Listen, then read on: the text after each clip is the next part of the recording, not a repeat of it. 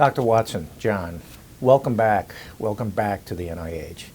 And thank you for agreeing to do this interview for Project Bionics. As you know, Project Bionics is a collaborative project between the American Society for Artificial Internal Organs, the National Library of Medicine History of Medicine Division, and the Smithsonian Institute. And I'd like to start off by having you comment on how Project Bionics started.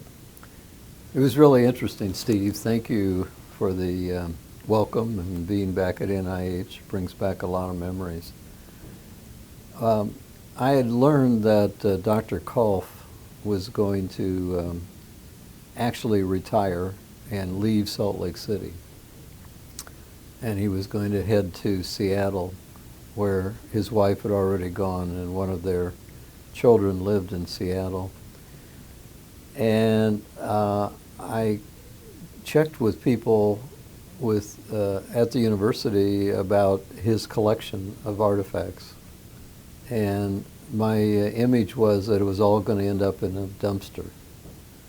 So I asked my office manager, Shirley Agnew, I asked Shirley, I said, would you please call the Smithsonian and locate someone that might be interested in the Kolff collection.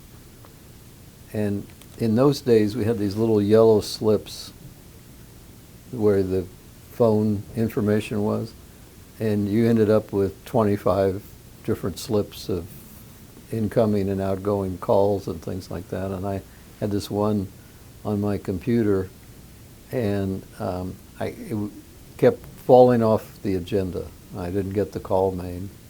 And one Saturday, I was in the office for, I don't know why, I decided I'm going to see if anybody answers at the other end, or at least I can leave a message. And I called Judy Chelnick. And that's who Shirley had somehow located. And Judy was there. And she picked up the phone, and I said, Judy, I explained that there was a collection that I thought they might be interested in from Willem Kolff. She said, oh, Willem Kolff, I know who he is. She knew all about him. I said, well, how do you know that? She said, well, I used to be in Cleveland, and I knew about Dr. Nose's work. So as a result of that, she talked with her supervisor, Ray and Judy, and I took annual leave from NIH, went to Utah to make the Kolff collection. And what was really interesting was when we got to Utah, Kolff had taken his artifacts and categorized them according to years. So say, 1973 to 1978, what artificial hearts or other devices that they worked on a table, and next to it were all the publications related to that, those particular artifacts. And so Ray and Judy were, thrilled. And that's when I learned that the transport of a collection like that is done directly.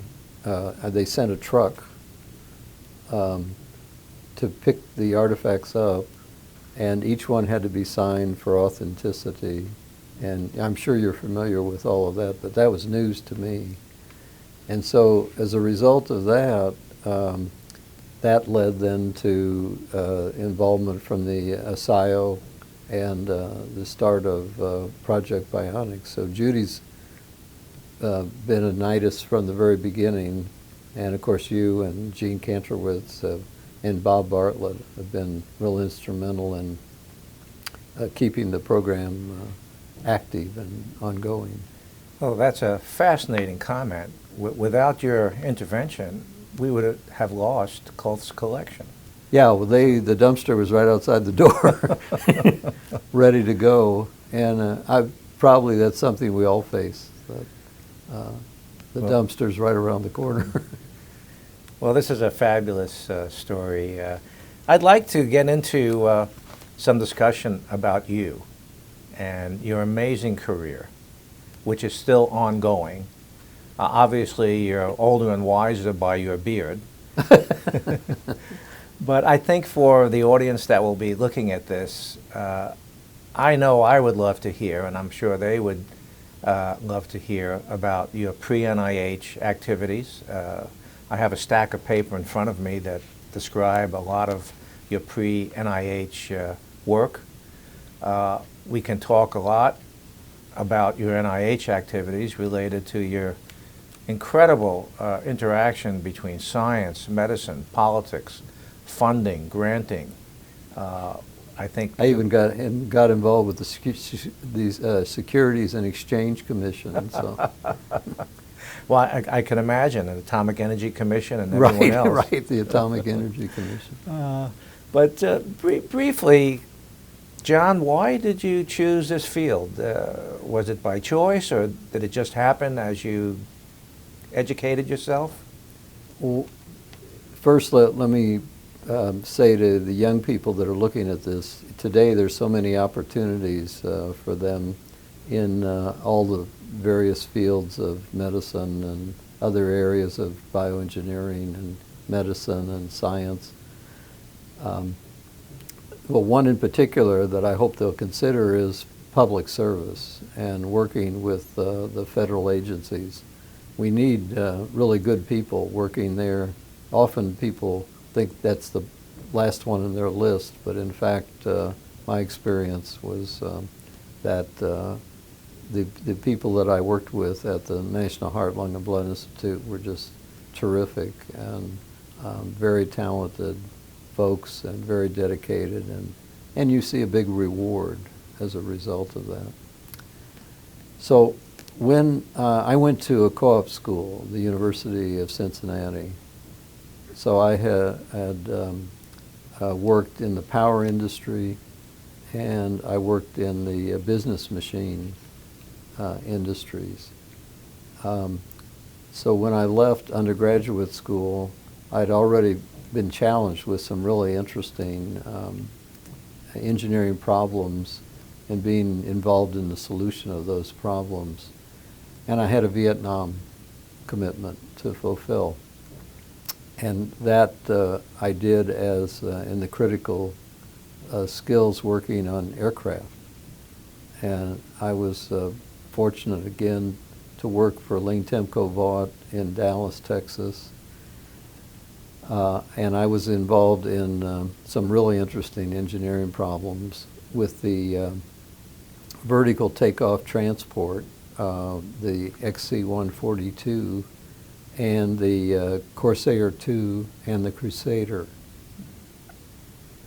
I was actually the project engineer the first time the proof of concept was shown for controlling the pitch of the vertical takeoff system. And we did that at Hamilton Standard in Connecticut. And those were turboprops? They were turboprops. And what was interesting was the propeller was on a tandem hydraulic system, 3,000 psi hydraulic system. And normally an airplane pitch is hydraulic on one side and spring-loaded on the other, mechanical spring. But in this case, it was hydraulic and hydraulic on both sides. And so there were some really challenging engineering activities. But since Ling Temco Vought was the primary contractor, I was sent to expedite and as a raw engineer just out of school to get this system working. And lo and behold, it worked. And so we were able to demonstrate vertical takeoff with that XC-142. I'm not surprised. Well, there were a lot of other really talented guys involved, but somehow I got to pull the switch on the demonstration that it actually worked. But but while I was there, I got interested in designing a device for blood pressure control. And so I went to Southwestern Medical School there in Dallas and talked with the head of physiology about my concept. And of course I learned it wouldn't work because I didn't know anything about blood coagulation and blood material interactions. So as a result of that, I ended up then going to school there. And I had done my undergraduate work at Cincinnati and then graduate work at Southern Methodist University in night school. And then I went to the graduate program at Southwestern Medical School through the physiology department. And that's, I then went into the, had planned to move to North Carolina to work for Bo Winfrey Suggs. Did you know Winfrey? Mm-hmm. He called me up and he said, guess what? You don't have to move here. I'm moving back to Dallas. And so I had a joint appointment in the surgery and in the physiology department. So that's where my interest in heart failure began. And I was fortunate in that he was interested in assisted circulation. So we had a Hamilton Standard intra-aortic balloon pump. And then I began, we had serial number 2 ABCO intra-aortic balloon pump because Jim Willerson came from Boston. Mm-hmm. And he had been working at that at Women's and Brigham's Hospital. And one of the things that I was surprised at was when a physician would put a patient on an intra-aortic balloon, particularly the cardiologist, they would withdraw all the other support, pharmacological or whatever it might be, and somehow expect the intra-aortic balloon pump to be omnipotent. And so I got interested in the use of assisted circulation with adjuvant agents. And so all my research was using microspheres to study myocardial blood flow with the intra-aortic balloon, the ABCO system, and using other agents, particularly beta blockers. Beta blockers weren't being used for treating heart failure patients then.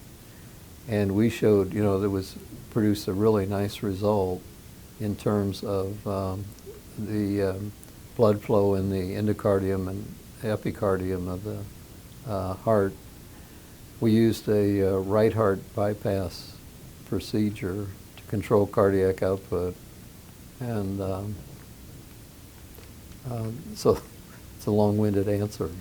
No, but that's a fascinating discussion because, as you know, Arthur Kantrowitz helped develop the Harvard system with Avco Everett, and Adrian, his brother, initially developed with Arthur the intra-aortic balloon pump, and I was involved from the very beginning. And it was always curious to me that the Harvard group would withdraw therapy. I think they had more confidence in the device.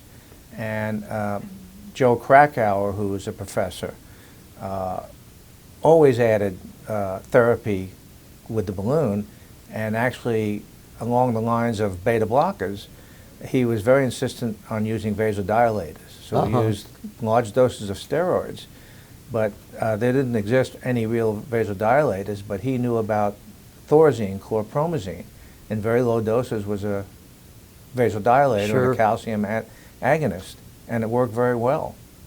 Well, so what's interesting is now today, to me, that's the hot area of assisted circulation, is the use of the ventricular assist device with adjuvants, agents, the work of the folks in Louisville in particular, Emma Burks and Mark Slaughter, and that program in regenerating the myocardium and then withdrawal of the device for patients that have enough cardiac function that they can are back to a normal sort of heart situation. And I'm not quite sure the correct terminology, but well, we know the old statement that we achieve what we achieve because we stand on the shoulders of giants. And without embarrassing you, you're one of the giants.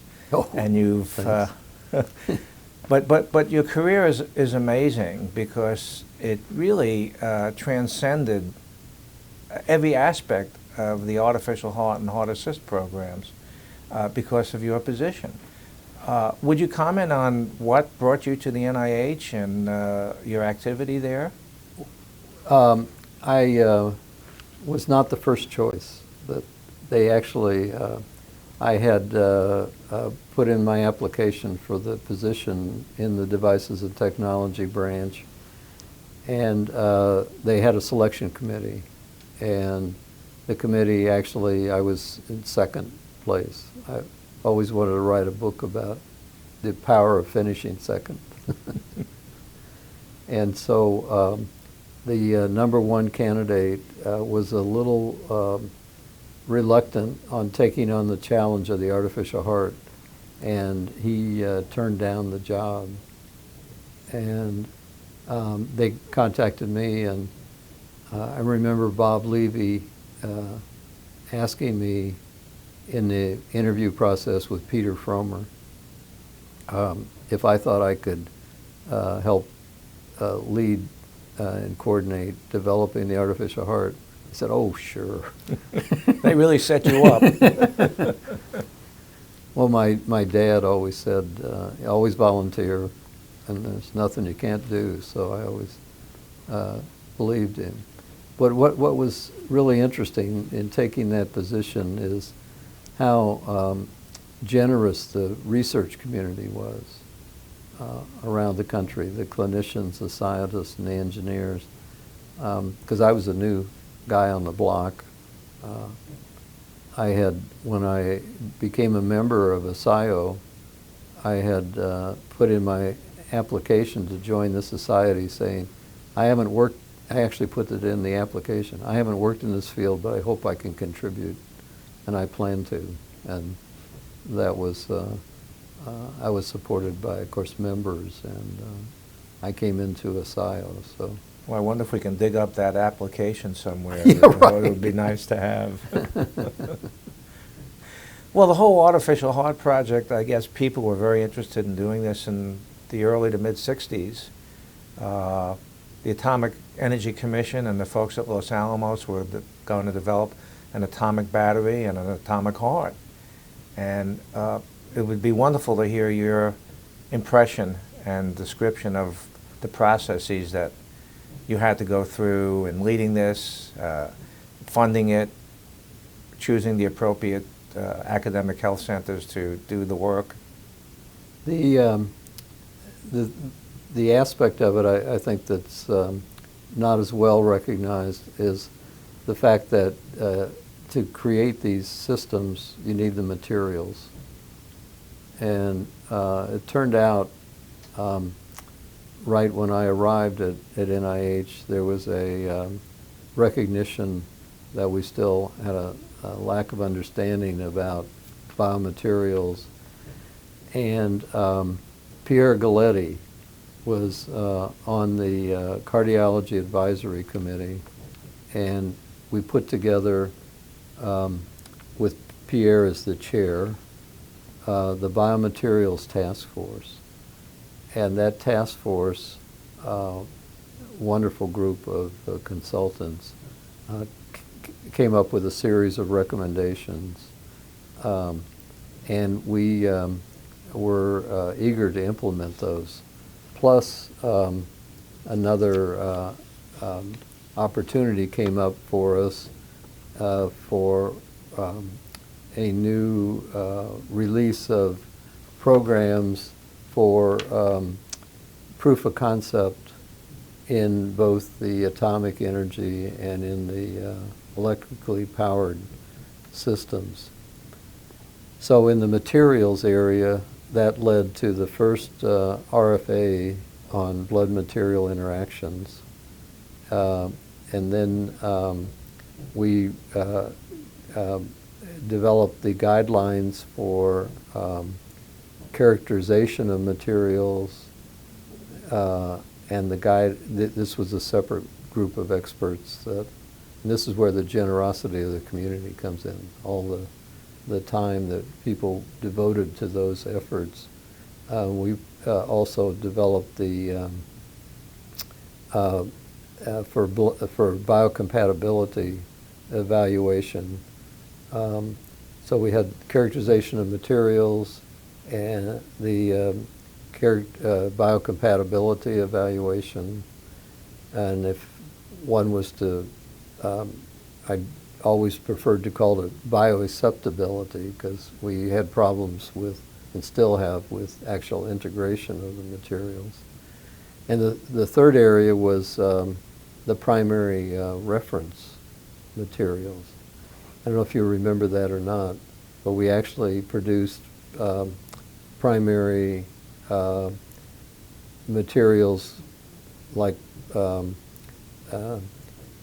they were at the, and they may still be there, at the National Bureau of Standards, now the National Institute of Science and Technology, for calibrating between laboratories. We also provided, through the fabrication program that we had, the test machines, the mock loops for the different groups, so that their work, that the teams working at the various sites could compare results and help solve their problems and other people's problems by having comparable ways to evaluate how things were going.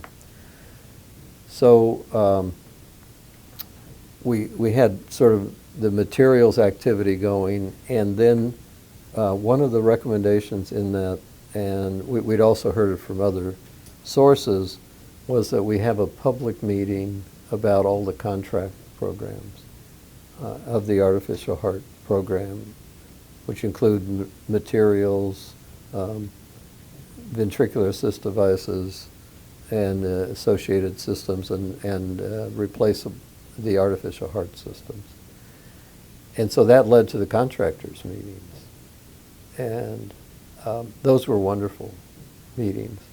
The very first meeting, after we had to cover the costs. So part of that was for the hotel, and part of it was for dinners where we get together and bring people together. Our goal was to provide an environment where there would be intellectual generosity and an opportunity for all of the different disciplines to interact about their programs and to share information. So we had my office manager then, and I've forgotten her name, came up to me after the first day and had this cigar box. And she said, "What do I do with this?" It was full of money. And we had no bank account, because we had really hurried to have that first contractors meeting.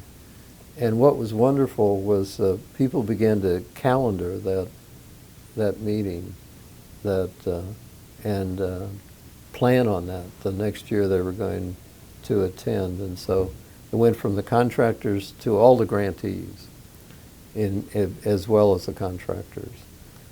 And I don't know if you remember Agnes Hardy or not. Yes. Agnes had an episode of mental health issues, and she came to me from the House of Ruth in Washington, D.C. She said, "Dr. Watson, I have $50 in one dress, the one I have on, and I need a job." So we hired Agnes, and we could give Agnes a recipe, and she would call every contractor, every grantee, and keep them up to date on things that were going on around the office or planning for the contractors meeting and different things. She was a kick.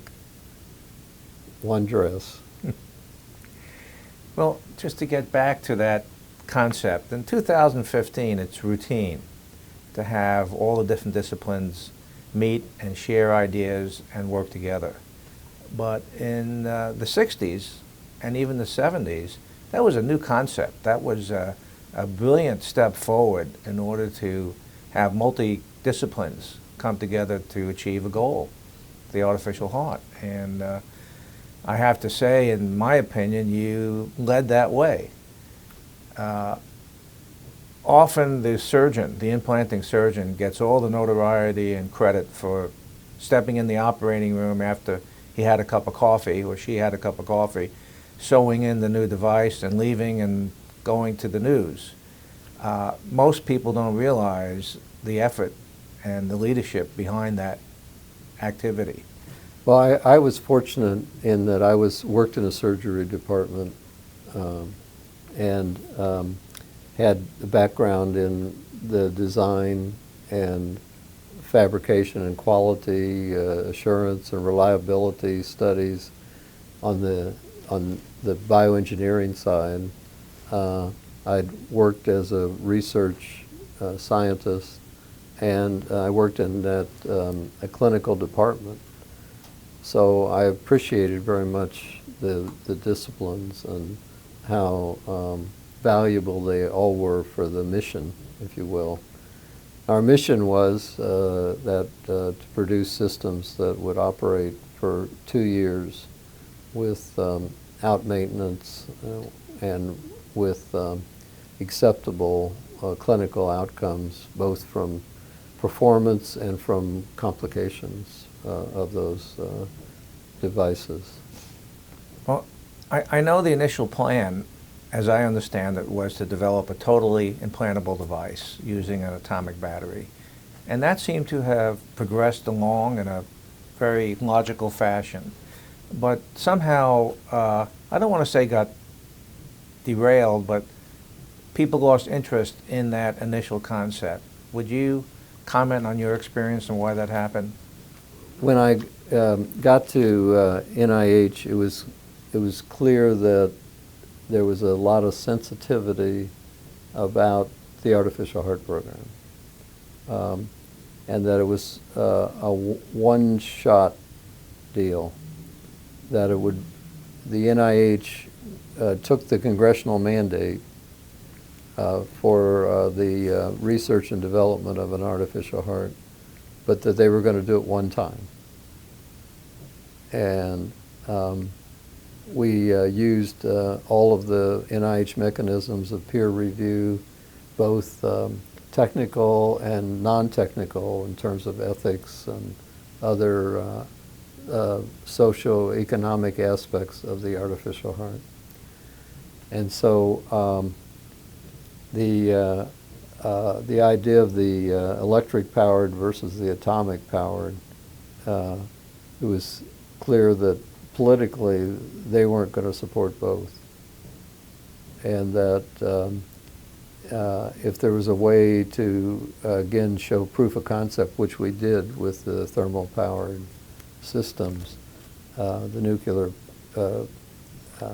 heat-driven, waste heat-driven systems, that was fine, but that would be difficult to gain the support of those systems as well as the electrically powered systems to do the reliability studies, et cetera, and get into the clinical trials.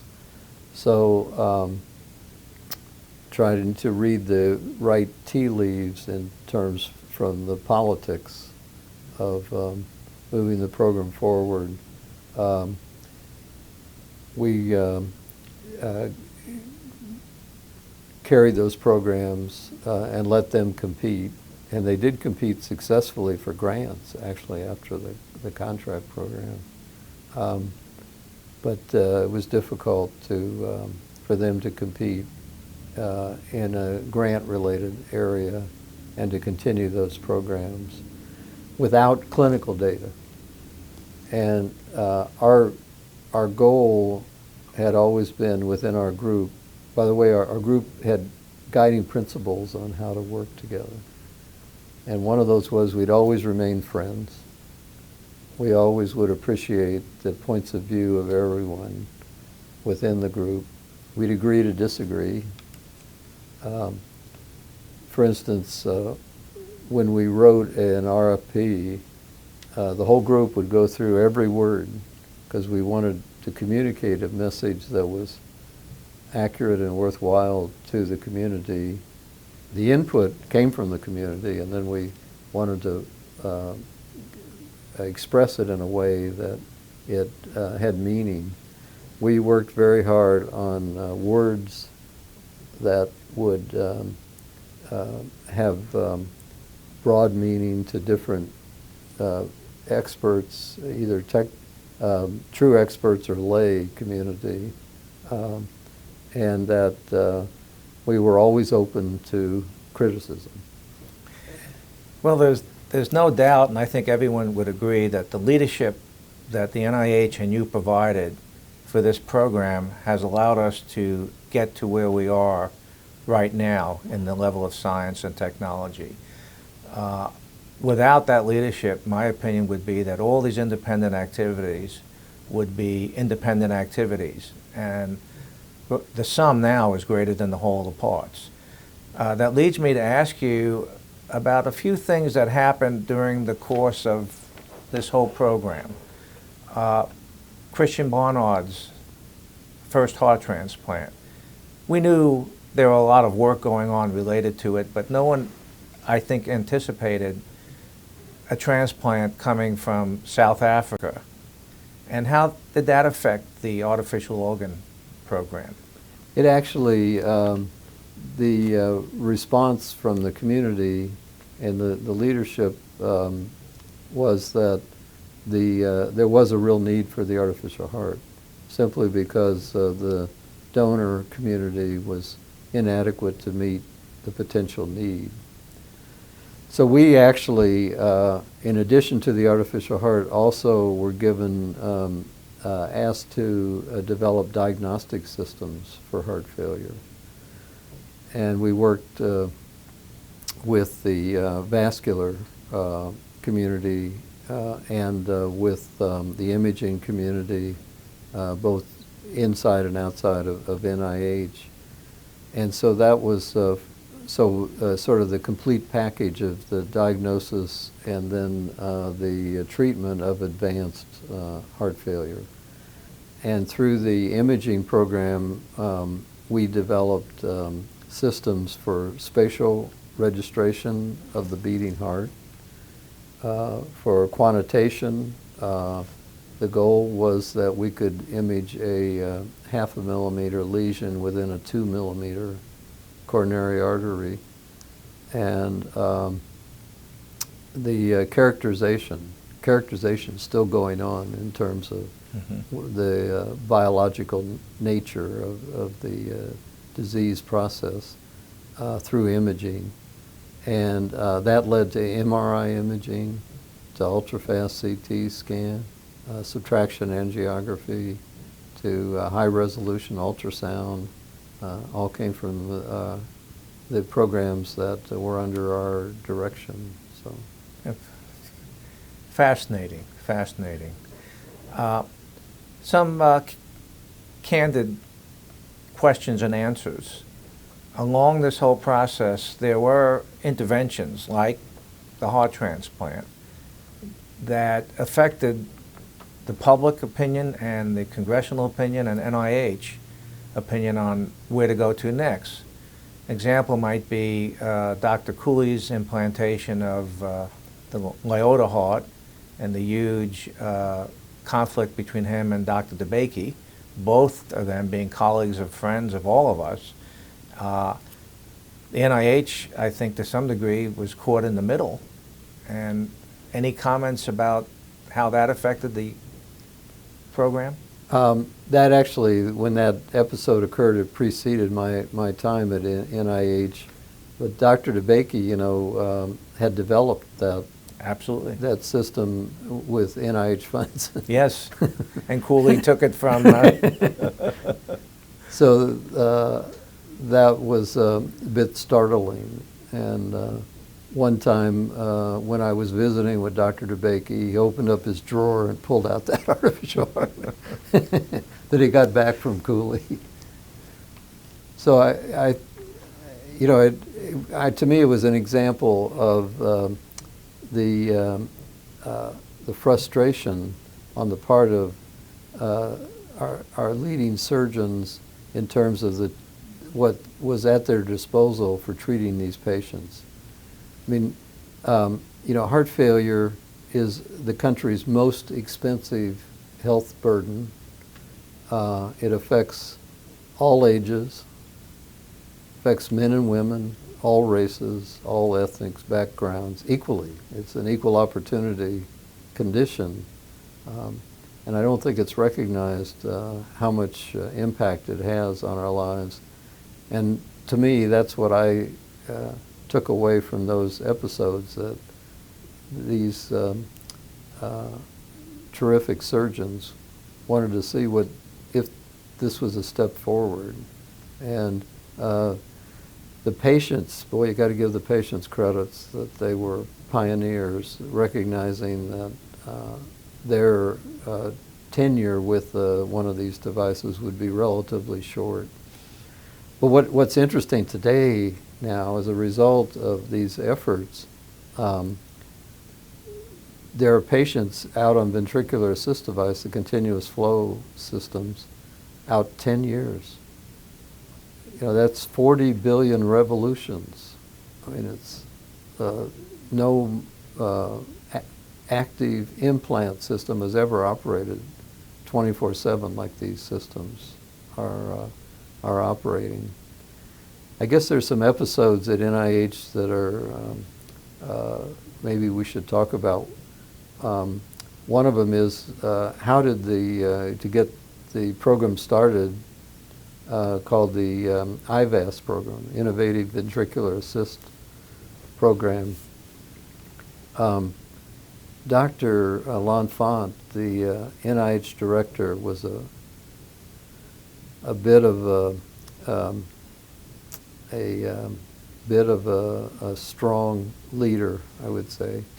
He was excellent when it came to managing the finances, financial situations within the Institute. If you had a good idea and it was timely, he would find the money to make it happen. And we can talk about some of those in a little bit. But he was also, could be very nasty. And skeptical. And he would come in early in the morning. He was actually, a surgeon in France before he came to the United States. And he would come in around 4:30, 5 o'clock in the morning. And when we began to get word processors and computers, he would write, and email systems, he would write nastygrams, we call them. And he'd, I can't do his accent, but he would, be, Dr. Watson, why did this article appear in the New York Times? What did you have to do with it? Of course, I had nothing to do with it. But so around 6 o'clock in the morning, he'd be through with that and just at peace. And I would go by and see him. And usually a director only gets bad news, but I would go by and talk about some of the accomplishments and where we were seeing progress or where we were having problems and what we thought we could do about them, those types of things. But I began to talk about the need for a second generation of systems, because the first systems really showed proof of concept. We built capacity. We had talented engineers and scientists and clinicians working together, but they weren't going to stay in that forever. And knowing the engineering processes, in my own experience, you need then to, what you've learned, to apply it in a clean sheet of paper and come up with a new result. And it took 10 years of visits to get that program started. So, but the IVAS program then led to the HeartMate 2, and which is the hardware system, and we also, there were other approaches using the latissimus dorsi muscle and whatnot to power the systems, and those still have potential, but the main advance was with the continuous flow systems at the time, and that was as a result of those early morning meetings, and then talking about Leonard Golding's work with continuous flow, and also there was one of our grantees had really discovered that it wasn't high flow regions that were related to the development of atherogenic plaque, but more they were secondary flow regions. And talking with Lon Font about how we had that in like in the carotids or other areas, and we also had that in devices, and being able to contrast those things. So, well, the value added to what leadership you and Heart, Lung, and Blood did is impossible to calculate, because it added so much more value. Talk about work that Len Golding did, or Rich Wampler with the continuous flow. And just as an aside, Rich was a student of mine when I was at the University of Oregon, and he was always talking about this artificial heart, and really to the point where people would walk away, because it was his dream, and he went to school and learned to be an engineer. He was able to develop this whole hemopump system, which our group was one of the implanters, and I was amazed how much better it was than the intra-aortic balloon pump. But I want to get back to an earlier conversation we were having related to what Dr. Cooley did. Surgeons are very anxious to take care of their patients, as you mentioned, and I don't think there's any personal gain there. It's just, I need to do something. Let's fast forward to the early 80s, when I think Dr. Kolf, who probably had a crystal ball, realized that I might not be able to get my heart, which eventually was the Jarvik 7, implanted because it's funded by the NIH, and without the NIH permission, I might have some difficulty. So he went ahead and formed the Kolf Associates, and transferred all the intellectual technology to that. And therefore, when the University of Utah, Bill DeVries and Lyle Joyce, who were not NIH funded, were proposing the implant, and Kolf Associates were providing the support for that, NIH had no control over anything. FDA approved it based on the Utah IRB. What's your recollection? Would you comment on that whole process? Sure. It was wonderful, actually, in retrospect, but it was back to the contractors meeting. One of the things that was interesting was Dr. Kolf came to the contractors meeting right after Barney Clark was implanted and told us all the story about it. It was thrilling to hear that. And the one area that we thought was really important, and again, this came from the community, but we were the implementers, and that was demonstrating reliability and durability of the systems. I had a strong feeling, and I think the leaders of the artificial heart programs thought that if we were going to go to a patient and say, we're offering you this therapy, that we could tell you with a high degree of confidence the expected lifetime of that mechanical device. And our major concern with the Jarvik 7 was that those tests hadn't been performed, and that they had a record of device failures that we had actually seen on site visits there with boxes full of broken valves. And there was the FDA leader, Glenn Romoller, had a feeling that there was not this equivalence with working. He actually wouldn't work with us. I remember that. To be very frank and straightforward. And it wasn't that we couldn't have friendly conversations, but when it got down to something like the question of reliability, our goal was to have 80% reliability with an 80% confidence on the reliability studies, and that was with, I think it was allowed one failure of 12 devices in 2 years. And the Jarvik 7 wasn't anywhere close to that level. Well, they had, even with Barney Clark, there was an initial problem with it. Well, see, and so we actually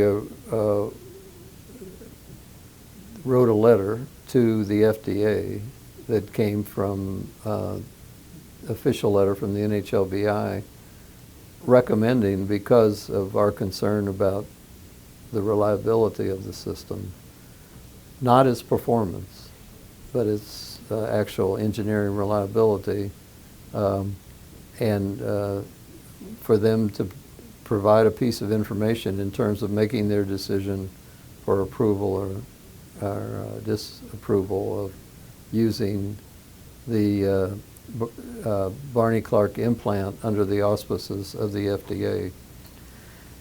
And so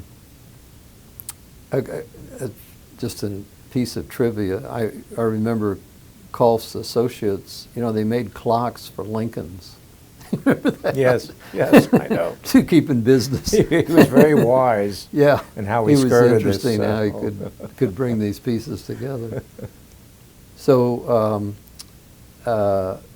then on the 5th day, I think it was, the mitral valve broke. Yes. in the Jarvik 7. And later, we couldn't do it today, but with Lyle Joyce, I sat down and went through the entire Barney Clark history, his hospital record. Got permission to do that, and then under the existing regulations at the time, I went through that, and that was very helpful in terms of planning for future systems. And of course, our goal remained to have totally implantable systems. So back in 1977, our goal was always proof of concept with highly reliable, high quality systems. And we had the separate programs for blood pumps, electrical energy converters, thermal engines, for energy transmission through the skin and across the skin. And those simultaneously were released, and we had wonderful groups, teams working on those. We never picked winners, as we called it. We used the peer review system, highly valued the peer review system, and tried to fund as many groups as we could to work on their concept, because there's just too many unknowns that no one group could answer all of, as you know quite well with your work with Adrian and other teams, that it's just overwhelming. We kept being asked, put all the money in one group and go with that and rush it through, but this field wouldn't respond to that, or I don't think any field would. So we called it not picking winners, but building capacity to answer the questions. Well, I personally think that was just brilliant. You knew all of the investigators, all the pioneers. They all had different personalities, different approaches, different demands. And to herd all those cats and keep them all intact and keep the program going is remarkable. In other aspects of government, they'll take bids and they'll then do a contract with whoever, and all the money is in that pot. And it was a unique approach. Well, we, from the program office side, what we tried to do was meet with each of the groups 4 times a year, so that we could keep the lines of communication open at the asylum meetings, at the contractors meeting, on a site visit to the location, if we could do that, and a reverse site visit. So those were our goals, not always achievable for a number of factors. Weather could be Yes. one of them. But that was the goal, to keep, and then to have the interaction among groups. I was saying to Gus Rosenberg at our dinner, I remember at the contractors meeting, we would have folks come from other groups or companies and say, we're here to listen, we're not going to tell anybody what we're doing, and we're going to beat you guys all to fire. And we'd say, that's fine, but our experience is that through sharing, you make much more rapid progress and useful progress. And usually those groups all disappeared. Well, as this all progressed, we went from pulsatile pumping to continuous flow or axial flow pumping. And for a long time, there was a big discussion on which is better. And even though the science, the basic science, in my mind, never really demonstrated one is better than the other, the continuous flow, at least mechanically or engineering-wise and surface-wise, seem to have, it works. It may not be perfect, but it works. What's your feeling and what's your prediction for the future? I think that it'll probably, we'll see it follow how the pacemaker field has evolved, that the systems will become more software-based, where there's an ability to modify the pulsation pattern, if you will. Like in pacemaker systems, they have the different pulse sequences lead to different physiological outcomes, and that we'll be able to do more of that in future. Ventricular assist devices, probably not with the artificial heart for a while, but sooner, I think, with the ventricular assist systems, so that there'll be some way to provide a level of pulsatility or tailor the pulse to improve the outcomes. I think we're all still worried about the percutaneous lead, and Transcutaneous leads have another set of problems, and I think you wrote recently about looking again at nuclear approach to that, and I think all of those are worthwhile. I always like Val Willman's approach from St. Louis, surgeon from St. Louis. While he was on the NHLVI council, people would talk about, well, why don't we stop this program and build up this program and things, and Val would say, wait a minute, let's not do that. Let's keep these going because we can't predict where the breakthroughs are going to come and where the advances are going to come from. And he was right on the money. No, I think it's true. We have to continue to look at all aspects. Did some experimental work and some patient work with low flow, 700-800 cc's, and adding some pulsatility to it, and dramatic increase in cardiac output just by adding a little pulsatility to it. Never really followed up on it because we ran out of money. Well, that's interesting. Yeah, that you saw that big a change.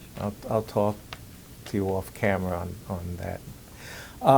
I know you're not in the leadership position any longer.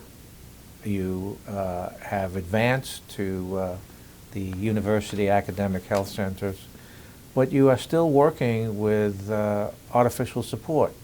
You're working with Bud Frazier and other areas. Would you comment on your life after the NIH and what your handicap score is on the golf course? Maybe you don't want to comment on that. It was pretty bad. Before leaving NIH, I began using my annual leave to give guest lectures at UC San Diego. And it was really fun interacting with the students and having an experience for a couple of weeks where I was doing every lecture. And I decided I'd like to do that when my wife and I moved to San Diego. So in lawyers, when they get older, they become judges because they become less useful and less memories start going. So at UC San Diego, I kept getting boosted up so that I direct more and more activities and trying to stay out of supervisory roles, but it seems like that doesn't happen. So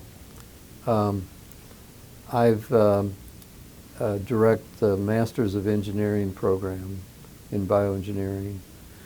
I direct the medical device, co-direct with Juan Lacheris, in the mechanical engineering department, the program in medical device engineering that we have. It's a weekend program. People come every other weekend for 2 years, and it's a really cool program.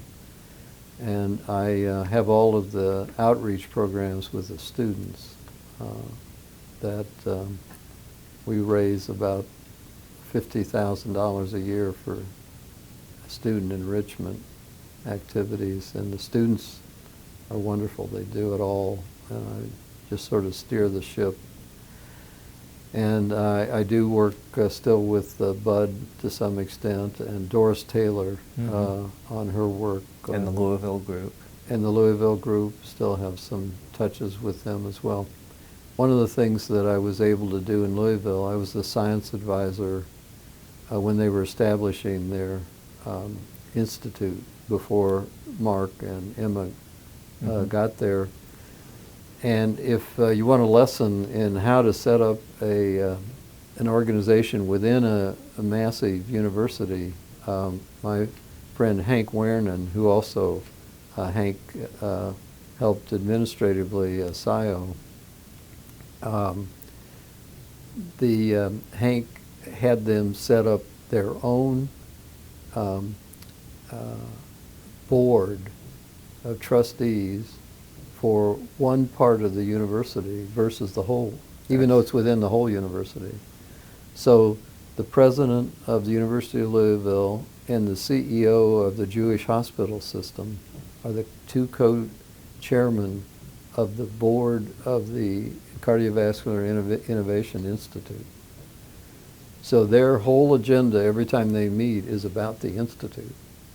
They aren't a line item on the big board of trustees. And so it's just, I reported to the president and the CEO of those two the University of Louisville and Jewish Hospital Center. So we were able to keep the Institute on track for heart failure and not have it dissipate into other areas, because you know how space goes. It can disappear real quick, or someone get in touch with the Board of Trustees and say we ought to be doing something else with this. So that was a wonderful lesson that I learned from Hank about setting up that organization. Could we go? There's a nice story about how ASIO helped form NIBIB. Absolutely. I was going to follow up with that, but please. You want to ask me a question, or do you want me to just? How did ASIO interact with forming? Please go ahead, John. So at the first contractors meeting, we established the Hastings lecture. And after the contractors meeting ran its course at NHLBI, Jack Norman took it over out of Louisville. And then Hank Edmonds took it over. And then Bob Eberhardt was the president of ASIO. And the ASIO was struggling a little bit at the time. And he suggested that instead of having two sessions, the contractors meeting now run through Hank, and ASIO, where a lot of the same people were involved, that we combine those. And we all thought that was a great idea. And so the old contractors meeting and moved into ASIO, and the Hastings lecture went in. So when in 1993 was the Revitalization Act for the NIH. And you know, it's interesting how Congress works. None of us could work the way Congress works. Thank God. They, instead of an annual appropriation and reauthorization, reauthorization comes every so often. And the 1993 revitalization, reauthorization for NIH came like 5 or 8 years after it was supposed to be reauthorized. So it's happening again. Is it happening again? Yeah, it's happening again. I mean, if we did that, we'd go to jail, but Congress doesn't. So anyway, within that was the Durenberger Amendment. And that had been written by Susan Bartlett Foote. And it's like section 1912, something like that. But it's very specific in asking for a support for bioengineering research report. And it's unusual that language is so specific. Susan had actually called me and said, we have this opportunity to put this amendment into this legislation. What do you think ought to be in that? About determining what the funding that was going into bioengineering. And so I made some suggestions, and she almost verbatim then developed the amendment and put it into the legislation. And it called for this report on support for bioengineering research. So how ASIO and this report come together, the report finally got signed off through the Secretary of HHS, but had not been sent to Congress. It was supposed to be sent to the Senate and to the House of Representatives, and within 1 year, and that's unheard of. Get something done in 1 year. I remember. And so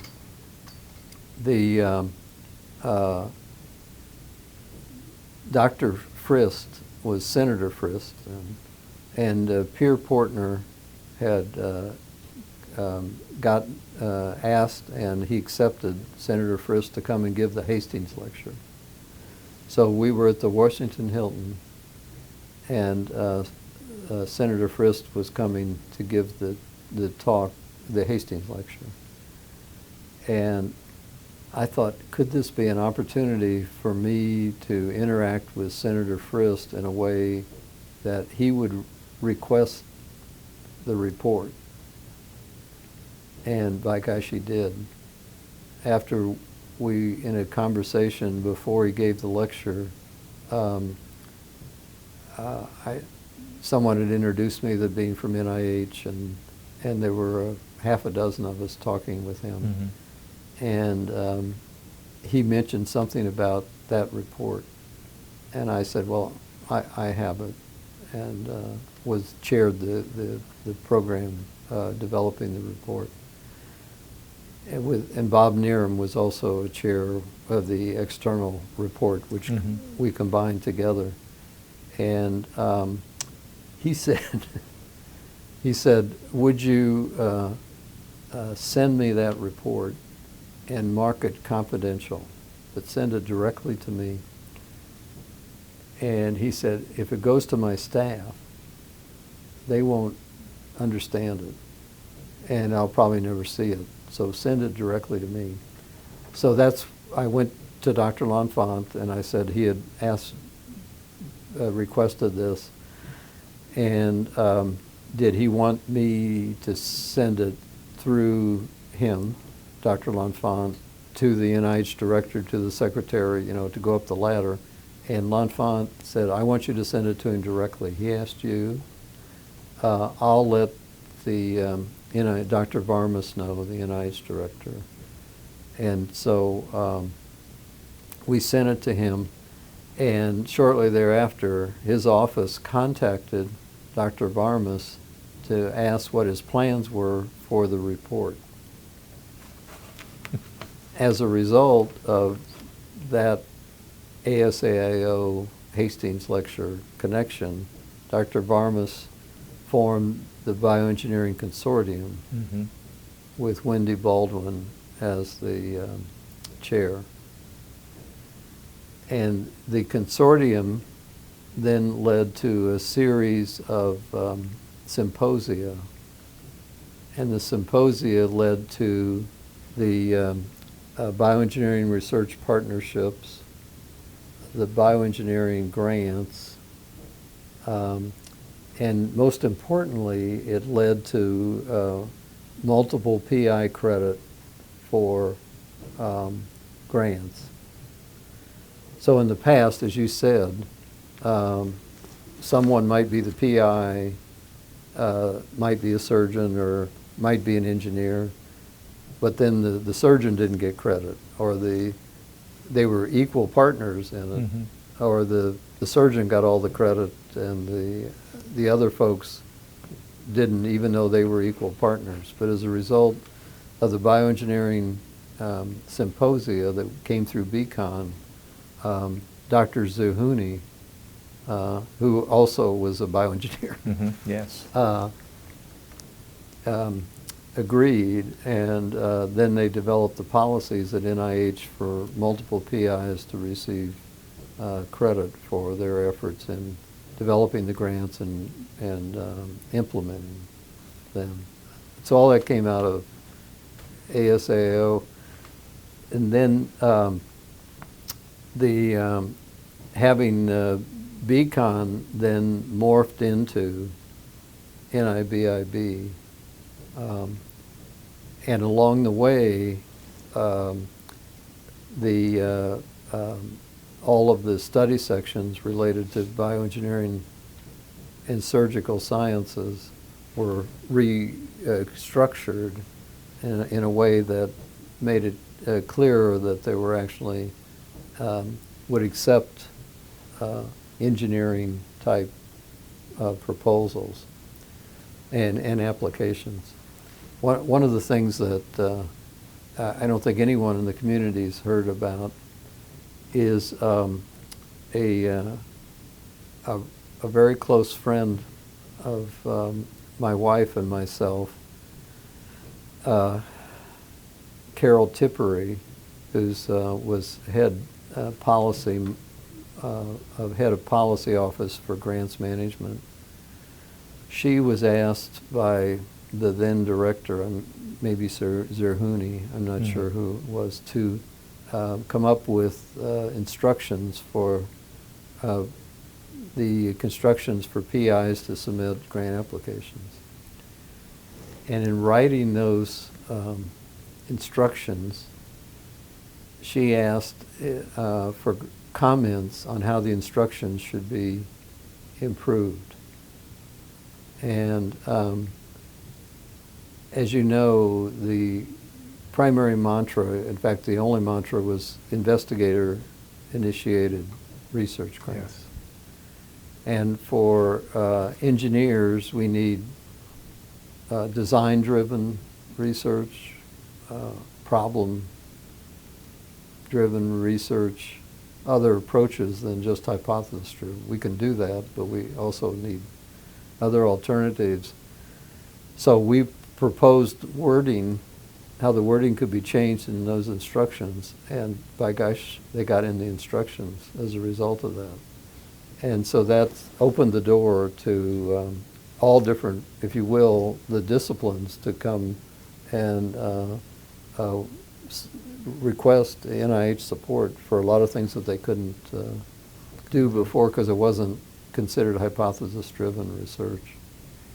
That's a fascinating story. I mean, we all recognize the benefit of where it ended up, but had not realized that just inviting a U.S. Senator to give a lecture started this whole, I mean, led to this amazing result. That's fascinating. I actually ran to the Hilton, injured my ankle getting there, to be sure I was there in case the opportunity came up. I'm a very religious guy, so I always believe there's a little bit of divine help. Well, I think in your case it works both ways. Well, this has been a fascinating discussion. John, do you have anything else you want to? Well, we probably should talk about the time the artificial heart program was canceled. Yes, that I think. And so we had gone through about a 2-year period to restructure the total artificial heart program and to make selections on who would, through the peer review process, RFP, peer review, secondary selection, council, and all those steps, and had funded the new contracts for the totally implantable artificial heart at Penn State and APCO and in Utah. What years were that? Around I'm not sure of the year. 80s, late 80s? Gus, do you know what year? 89. 89 I or think, 90. yeah, something. But it gets back to SIO again. So in the late 80s would have been, and about 3 or 4 months later then, my boss, Gene Passamani, said, Dr. L'Enfant wants to see us. He knew what was going to happen, but I didn't know. And when I got over to L'Enfant's office, he said, we're going to cancel the artificial heart program. And Bob Carlson was there from the head of contracts. And Gene had known why we were going, but I didn't know. And so I said, well, I think there'll be quite a response, not so much from the contractors themselves, but from the community, because this has been a long-term goal of the community to see if it was actually possible to create and design and develop an implantable artificial heart system. And I asked,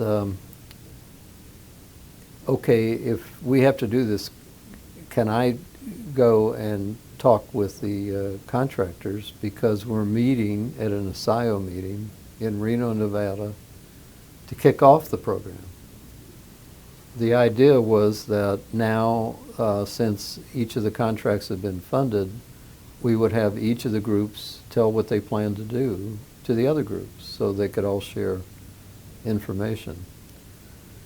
So and Bob Carlson and I flew to Reno, and so there's kind of one unusual aspect of this story is as I was walking into where the contractors were waiting, all the teams, we passed a booth of slot machines that had this red Porsche on the top, and that was the prize from those slot machines. And I knew that that was going to be won that night. I just knew that it was minutes away from somebody winning that. And I said to Bob, I said, you know, it's more important we go to meet with these guys, but I know that's going to be, somebody's going to win that Porsche. And so we went in and I announced to all the PIs, and they of course were shocked because they had already made commitments, subcontracts, and I think that at that time we were funding about 10 full-time equivalents on those contracts, which meant 30 or 40 persons were part-time involved in some aspect of the work that they had planned for their particular concept. So times 4, I mean, that's 100 persons that were affected by this this decision. So on the humorous side, as we left that night, that Porsche was gone. And the next morning, it was out in front, getting ready to be driven away. On the serious side, there was a dramatic response by the community.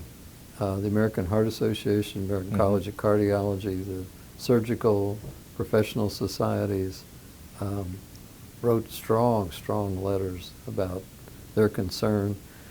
And then the congressman from Senator Kennedy, Senator Hatch, is it Representative Hines or Senator Hines? Senator Hines from Pennsylvania. They joined together, and they were proposing legislation that would require NIH not to be able to start any new program until they'd finished all existing programs. So that meant they would have huge budgetary problems, and they were, if they capriciously could end a contract program, they were going to increase the congressional oversight on the NIH with this bill, and that bill was being proposed as a bipartisan effort by these senators. And L'Enfant reversed the process. But the contractors had already begun their phase out. And one thing that happened that you never hear about, at the council meeting where L'Enfant talked with the council members that he had canceled the program, the New York Times also wrote this editorial about the the Draculan, I forget exactly the title, that the artificial heart was like a Count Dracula. Well, that had actually been written by L'Enfant. So it was a really interesting time, and at the council meeting, council members began to ask me questions about what was going on, and L'Enfant said, "Dr. Watson cannot speak." And I thought, well, that puts every council member on my side. And, you know, what would I say other than to answer their questions? And it was really an interesting experience. So from a management standpoint, it put us in a much stronger position. The contracts were put back in place, but I imagine that people had trouble renewing all those connections because of the canceling and then the restarting, and people have other businesses, you know. Absolutely, I remember that well, and the shock waves through the community was incredible. I remember the meeting. I remember contributing to whoever won the Porsche. At the slot machine. At the slot machines. And shortly after that, I think someone blew up one of the waterfront hotels. I think that's right. Right there. And but aside from the humorous comments, did Claude ever indicate why he was canceling it? Did he have any justification? I don't think that ever came out, as far as I know. Just an independent decision on his part. Well, one anecdote related to Claude and Dr. Kolff was Claude had worked on an artificial heart device himself while he was in France. And Dr. Kolff didn't think much of it. Well, he switched over to pulmonary more. After that, he switched. And it was always interesting to me that he wouldn't let me work in the pulmonary area, even though it was an area I taught at the medical school. I taught pulmonary in the physiology course and things like that. He's an interesting guy. But when it came to fiscal management and management of the Institute, he was without peer in terms of public education programs and other things, but he had these idiosyncrasies. Well, I remember we were involved in the heart attack alert project, or I forget the exact name, and lots of money was spent on trying to educate the public on what to do if you thought you had chest pain. And my response at some of the meetings was, you know, we just need a Dick Tracy watch. Right. To say, you couldn't educate people because they're always in denial. Just to buzz them on their wrist and say, you have 4 hours to live, you better get to the hospital. You have 3 hours to live, you better get to the hospital. Sounds like a good idea. And you know, I always thought that you folks could develop something like that, a wearable device that would warn people based on some biometric and physiologic, you know, like a heat level, sodium level, something. I have no idea how it would work, but... Well, one of the things that, while I was at NIH, I was,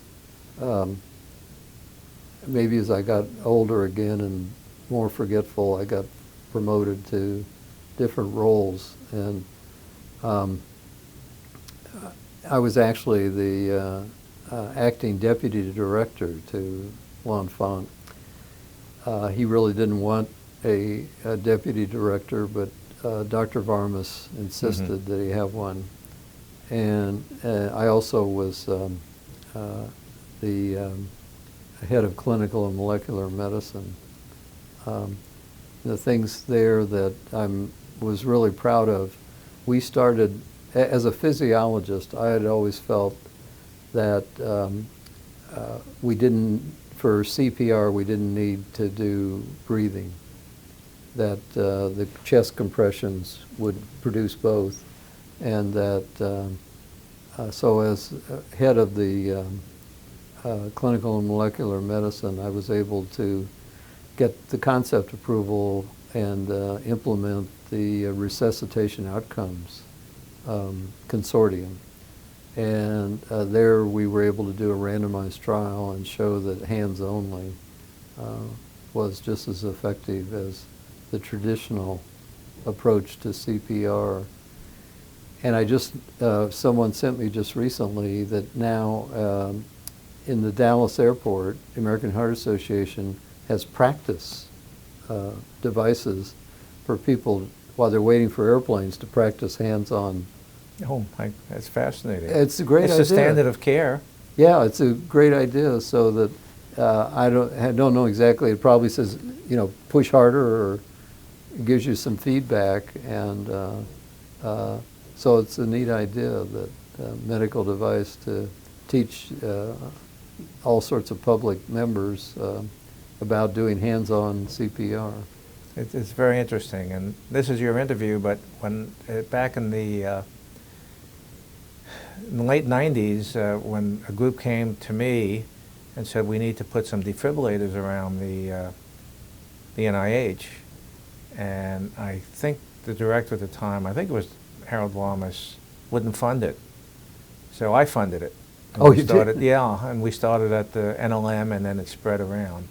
And it's everywhere now. The public needs to be involved. Sure. I also, having been in again, I guess I'm genetically a surgeon. I also was able to start the stitch trial. Yes. I'd always been interested in the impact of coronary bypass surgery in heart failure, because we studied it in ischemic heart disease, but not heart failure. And so again, went to L'Enfant, and he agreed and found the resources, and I actually took that to the council to get that program started, and was very pleased that we were able to do the stitch trial, but we learned another lesson. So we had a very difficult time recruiting patients, because really forgot that heart failure cardiologists were not interventionalists. They weren't trained as interventionalists. And it was a very slow recruitment process to bring the adequate number of candidate patients into that trial. But the results of the trial were very useful. But so we needed to think more carefully about how to recruit the patients after. We didn't learn until after we started. Well, it brings me to ask, before we finish up, the whole concept of clinical trials. The concept, the science is wonderful, but the mechanics of recruiting patients, Yes. Analyzing the results and coming to conclusions are difficult. And there's actually been some talk about perhaps we need to do less clinical trials and look for virtual reality solutions or some other type of solutions, like data mining, the big data that the insurance companies have and Centers for Medicare and Medicaid have. I don't think we'll ever eliminate a clinical trial, but we might be able to reduce the angst and the expense associated with them by the big data mining process. Well, we may be able to. We actually, we had that, Japan was very clever in coming and evaluating some of our trials, where they could determine patients of Japanese ancestry, and they would mine the data out of the existing trial to help inform their decision making within Japan without doing the trial. However, in the assisted circulation field, the randomized trials, without randomized trials, we wouldn't have gotten to where we are. So there were two very interesting things happened. First, with the first trial, the trial, these cardiologists and surgeons, everyone thought that heart failure patients had sort of a 2-year time frame, and that there was 50% mortality in 2 years. That was the wisdom, conventional wisdom. As it turned out, in I'm blocking on the name of the trial. Rematch trial. The rematch trial, thank you. The rematch trial showed that we were not dealing with class 4 patients, we were dealing with class 4 plus patients. And they had a 50% mortality at 6 months, not 2 years. And if we had not randomized the patients in the study, we would have found that the LVAD patients were dying within the 2-year period at a rate that would have suggested they were doing more poorly than the non-implanted, the control patients, which of course wasn't the case by randomization. There was also a very interesting result from the rematch trial to the trial with the HeartMate 2, when the HeartMate 1 and HeartMate 2 were compared in, again, a randomized trial. If you look at the plots of